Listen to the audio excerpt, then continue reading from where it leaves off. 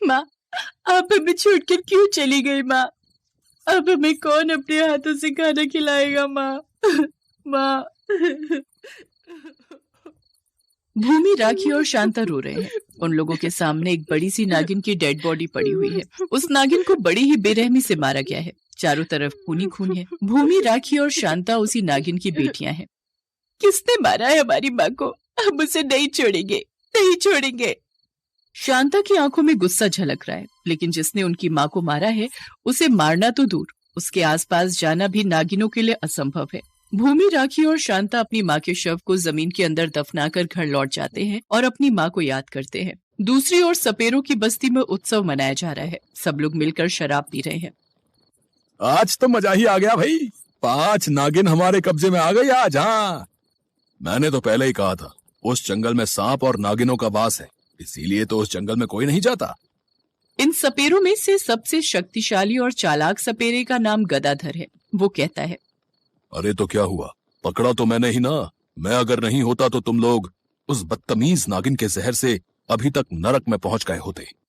हाँ, ये बात तो सही कही तूने। उस नागिन को मार कर हमें बचाया है, इसीलिए इन नागिनों को बेचकर जो पैसा मिलेगा उसमें से ज्यादा हिस्सा तू ही लेगा। गदाधर खुश हो गया और उधर नागिनों के गांव में मातम छाया हुआ था। असल में जंगल की गहराई में 100 सालों से इच्छाधारी सांप और नागिनों का गांव बसा था। उसके बारे में किसी को कानो कान खबर नहीं थी। सारे सांप और नागिन उसी गांव में रहते थे। वो लोग जंगल से शिकार ढूंढकर खाते थे और अपने आप में ही खुश रहते थे। उसी गांव में उन लोगों की पीढ़ी आगे बढ़ती थी। शकुंतला ने भी 3 जुड़वा नागिन बेटियों को जन्म दिया था, भूमि, राखी और शांता। एक दिन तीनों जंगल में आपस में खेल रहे थे। इतने में भूमि के दिमाग में एक आइडिया आया। बहनों, मैंने सुना है जंगल के बाहर इंसानों का वास है, चल वहाँ घूम कर आते हैं। पागल हो गई है क्या? इंसान हमारे दुश्मन है और ये बात माँ को पता चली तो वो हमें बहुत मारेंगी। लेकिन हमें देखना भी तो चाहिए कि इंसान कैसे होते हैं। हम तो मनुष्य अवतार में ही जाएंगे, किसी को पता नहीं चलेगा। लेकिन उन लोगों को नहीं पता था कि जंगल के पास में ही सपेरों की बस्ती है। वो तीनों जंगल के बाहर सपेरों की बस्ती में चले आए और उन लोगों के आते ही एक सपेरे ने कहा, अरे अचानक से नाक में नागिन की सुगंध कहाँ से आ रही है? क्या बात कर रहा है? मुझे तो नहीं आ रही। तेरी नाक मेरे से तेज नहीं है, मैं महसूस कर पा रहा हूँ कि आसपास कोई सांप या नागिन है। तू और तेरी नाक, भाई मैं तो जा रहा हूँ, तू सूंघता रह। वो चला गया। तभी उस सपेरे ने तीनों को देख लिया। तीनों गांव में घूम रहे थे। अरे ये तीनों बच्चियां कौन है? इनको तो यहाँ कभी नहीं देखा। वो सपेरा तीनों का पीछा करने लगा। भूमि, राखी और शांता गांव में घूमने के बाद जंगल में घुस गए और अपने नागिन अवतार में चले आए। उस सपेरे ने यही देख लिया। अच्छा, तो ये बात है, इस जंगल के अंदर नागिनों का वास है। और उसके बाद उसने सभी को ये बता दिया। गदाधर ने कहा, अगर ये बात सच हुई तो हम बहुत अमीर बन सकते हैं। मार्केट में इच्छाधारी नागिनों की कीमत बहुत ज्यादा है। और एक दिन गदाधर बाकी सपेरों को लेकर जंगल में नागिन पकड़ने चला गया। तभी शकुंतला और बाकी नागिन खाना ढूंढने निकले थे। उनमें से 5 नागिनों को गदाधर ने देख लिया और उनके ऊपर जाल फेंक दिया। 5 नागिन जाल के अंदर बंदी हो गए। अरे ये क्या? बचाओ, कोई बचाओ! सपेरों का झुंड खुश हो गया, लेकिन नागिनों की चीख शकुंतला ने सुन ली और वो वहां चली आई। दुष्ट इंसान, हमें पकड़कर ले जाएगा, ये ले। शकुंतला ने एक सपेरे को जकड़ लिया और उसके बाद वो उसे डसने जा ही रही थी कि इतने में गदाधर ने एक पत्थर उठाकर शकुंतला के सर पर मार दिया। सर पर चोट लगने के कारण वहीं पर उसका देहांत हो गया और सपेरे 5 नागिनों को बंदी बनाकर ले गए। अपनी माँ की डेड बॉडी देखकर भूमि, राखी और शांता बहुत रोई। वे तीनों अनाथ हो गए। उनके मन में बदले की आग जल उठी। गांव की मुखिया कुहेली नागिन ने एक मीटिंग बुलाई।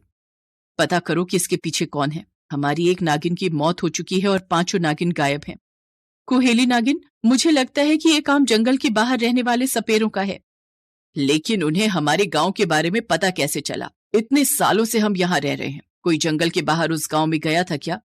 तभी भूमि और उसकी दोनों बहनें रो पड़ी। उनको समझ में आ गया कि उनकी गलती की ही वजह से उनकी माँ आज उनके साथ नहीं है। क्या हुआ? तुम तीनों रो क्यों रही हो? तब भूमि ने सब कुछ सच सच बता दिया। कुहेली गुस्सा हो गई। तुम तीनों की वजह से सपेरों को हमारे गांव के बारे में पता लग गया है। अब वो लोग यहाँ कभी भी आ सकते हैं। तुम लोगों को इसकी सजा मिलेगी। मैं तुम तीनों को इस गांव से बहिष्कार करती हूँ। निकल जाओ यहाँ से। तीनों को गांव से निकाल दिया गया। तीनों रोते हुए जंगल से बाहर चले गए। हमारी गलती की वजह से सब कुछ खत्म हो गया। अभी भी सब कुछ खत्म नहीं हुआ है बहन, हम सब कुछ ठीक कर सकते हैं। हम अपनी माँ की मृत्यु का बदला ले सकते हैं और पांचों नागिनों को वापस भी ला सकते हैं और सपेरों को मारकर हमारे गांव को भी बचा सकते हैं। हाँ, ये तुम लोगों ने सही कहा, हम बदला लेंगे। वो तीनों सपेरों के गांव में चुपके से इधर उधर उन पांचों नागिनों को ढूंढने लगे, लेकिन पूरा दिन ढूंढने के बाद भी उन लोगों का पता नहीं चला। पता नहीं सपेरों ने उन पांचों को कहाँ बंदी बनाकर रखा है, लेकिन आज रात के अंदर ढूंढकर निकालना ही होगा। उधर गदाधर बाकी सपेरों के साथ बैठकर उन नागिनों के बारे में बात कर रहा था। सुनो, हम ज्यादा देर नहीं कर सकते। हमें कल सुबह ही इन नागिनों को शहर ले जाना होगा। आज रात हमें चौकन्ना रहना होगा, समझ गए? हाँ उस्ताद, समझ गए। उन तीनों के पास सिर्फ रात का ही वक्त बचा था। वो तीनों लोगों के घर में घुसकर ढूंढने लगे। रात गहरी होती गई और बारिश शुरू हो गई और बिजली कड़क उठी और उसी रोशनी में शांता ने एक घर देखा। बहनों, मुझे लगता है कि उस घर के अंदर कुछ है। तीनों घर के अंदर गए और देखा कि एक पिंजरे के अंदर पांचों नागिनों को कैद करके रखा गया है। अरे तुम तीनों, हमें इस पिंजरे से बाहर निकालो जल्दी। तीनों ने पत्थर से मारकर पिंजरा तोड़ दिया और पांचों बाहर निकल गए, लेकिन तभी गदाधर और बाकी सपेरे वहां चले आए। अच्छा, तो तुम लोग भागने की सोच रहे हो? अरे ये तीनों नागिन बच्चियां भी हैं, इन्हें भी पकड़ लेते हैं। वो लोग नागिनों को पकड़ने गए, लेकिन सारी नागिन इस बार पहले से ही तैयार थी। गदाधर के अलावा सभी को नागिनों ने डस लिया, सभी मर गए। तूने मेरी माँ को मारा था ना? तीनों ने गदाधर को डस लिया और गदाधर भी मर गया। सपेरों के गांव में सभी सपेरों का देहांत हो गया। उस गांव में एक भी सपेरा नहीं बचा। सारी नागिन गांव लौट गए। सब कुछ सुनकर कुहेली ने तीनों बेटियों को कहा, तुम तीनों ने बहादुरी का काम किया है, बिल्कुल अपनी माँ की तरह। तुम तीनों इस गांव में रह सकती हो। तीनों को अपनाया गया और उसके बाद वो उसी गांव में रहने लगी। सभी उन तीनों से प्यार करने लगे। एक भी सपेरा जिंदा ना होने के कारण उनके ऊपर कोई खतरा भी नहीं रहा। ऐसे ही सब लोग खुशी खुशी जीने लगे।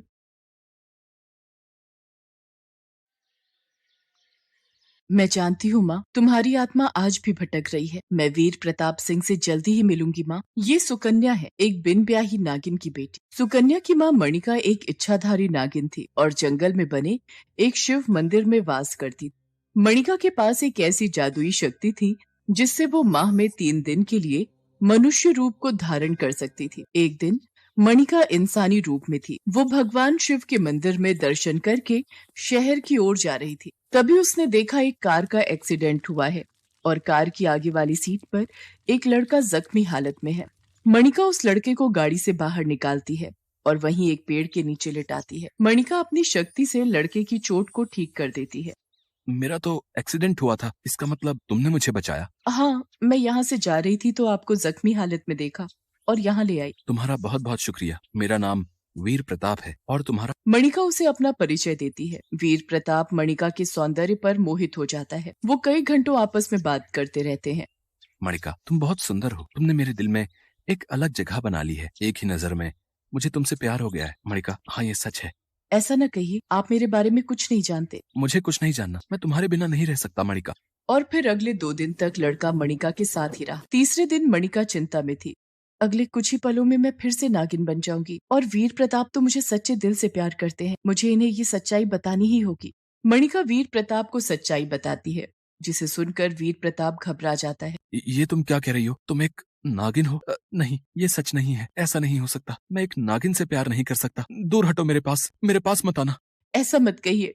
पिछले 3 दिन मैं आपके साथ रही हूँ। मैंने आपको अपना सब कुछ माना है। मुझे ऐसे छोड़कर मत जाइए। वीर प्रताप ने मणिका की कोई बात नहीं सुनी और वो उसे छोड़कर चला गया। मणिका नागिन बन चुकी थी। कई बार मणिका ने वीर प्रताप से बात करने की कोशिश की, पर वीर प्रताप ने अपने घर के बाहर सपेरे खड़े कर दिए ताकि मणिका वीर प्रताप से बात न कर सके। और एक दिन वीर प्रताप ने सरिता नाम की एक लड़की से शादी कर दी। एक दिन वो और सरिता दोनों घूमने गए हुए थे। सुनो, आप बैठो, मैं जरा आती हूँ। जल्दी आना।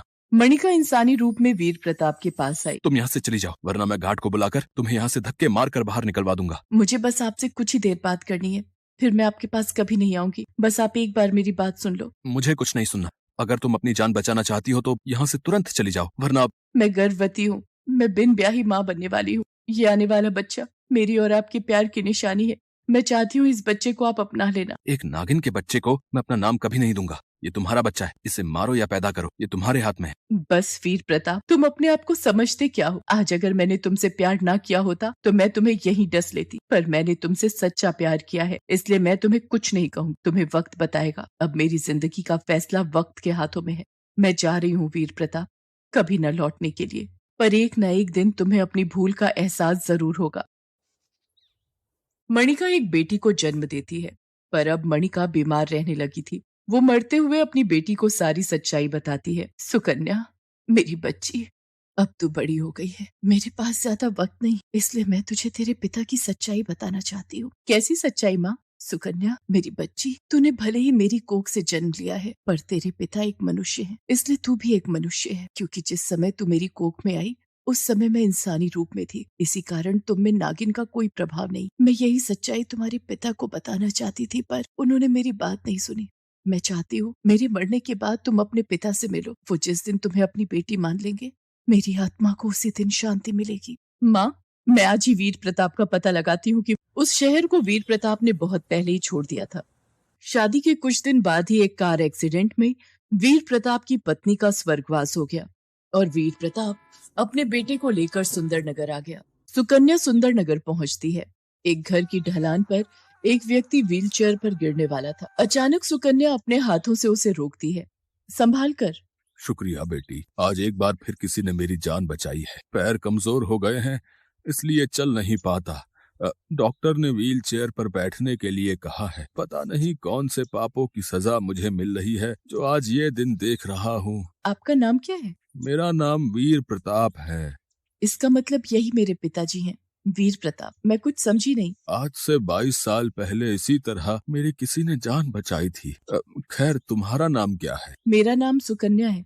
मैं सुंदरनगर में पहली बार आई हूँ और नौकरी की तलाश कर रही हूँ। बेटी, तुम चाहो तो तुम हमारे पास नौकरी कर सकती हो और रहने के लिए तुम्हें कहीं भटकना भी नहीं पड़ेगा। वीर प्रताप सिंह सुकन्या को अपने पास ही नौकरी पर रख लेता है। सुकन्या तो यही चाहती थी। धीरे धीरे सुकन्या वीर प्रताप की बहुत देखभाल करने लगी। वीर प्रताप को भी सुकन्या बहुत अच्छी लगती थी। सुकन्या, मेरी अपनी कोई बेटी नहीं है। आज तुम्हारे आने से मेरी बेटी की कमी पूरी हो गई। रोहन इंदौर से वापस लौट रहा है। वो काम के सिलसिले में वहाँ गया था। मुझसे मिलोगी तो तुम्हें भी बहुत खुशी होगी। रोहन जब काम से वापस लौटता है तो वो सुकन्या को वहाँ देखकर हैरान रह जाता है। पापा, हमारा इतना बड़ा कारोबार है, आपने बिना सोचे समझे एक अनजान लड़की को अपने घर नौकरी पर रख लिया। मैं यहाँ रहता नहीं हूँ, अगर पीछे से कुछ गलत हो गया तो क्या करोगे? रोहन बेटा, उसने मेरी जान बचाई थी, वो मेरे साथ गलत नहीं कर सकती। पर रोहन को सुकन्या पर विश्वास नहीं था। एक दिन सुकन्या किसी काम से बाहर गई हुई थी। रोहन उसके कमरे में गया और उसके सारे सामान को खोलकर देखने लगा। तभी उसकी नजर एक डायरी पर पड़ गई। रोहन ने वो डायरी पढ़ी और घबरा गया। ये सुकन्या एक नागिन की बेटी है, इसका मतलब ये खुद भी एक नागिन है।